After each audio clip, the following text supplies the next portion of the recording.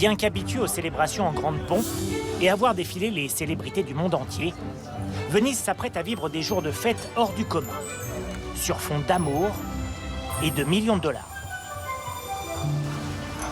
Pour leur mariage qui débute demain, le fondateur d'Amazon, Jeff Bezos, et sa fiancée Lauren Sanchez auraient réservé, selon la rumeur, quelques-uns des plus beaux joyaux de la cité des Doges.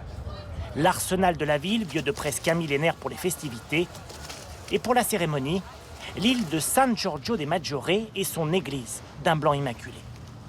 Entre 3 et 5 jours de fête au milieu des canaux, 200 invités triés sur le volet.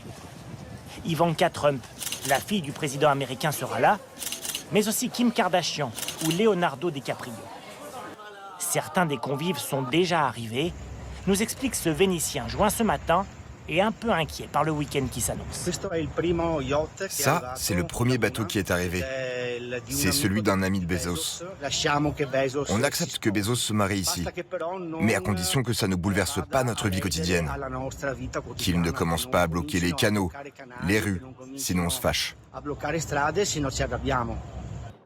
À Venise, certains n'ont pas attendu pour se fâcher. Depuis plusieurs jours, des habitants et des ONG s'opposent à la tenue du mariage. Sur la place Saint-Marc, ils ont même déployé cette immense banderole visant Jeff Bezos, souvent accusé d'optimisation fiscale pour ses sociétés. Si tu peux louer Venise pour ton mariage, est-il écrit, tu peux payer des impôts. Que quelques-uns des plus riches de la planète privatisent une partie de la Sérénissime, voilà ce qui irrite ces Vénitiens. On voit débarquer ici 250 super riches. Ils viennent ici faire la fête comme si Venise était leur parc d'attractions. Pour calmer le jeu face aux protestations, Jeff Bezos aurait fait don d'1 million d'euros pour protéger la lagune de Venise. C'est bien moins, disent ses détracteurs, que le prix de son mariage, estimé lui à 15 millions d'euros.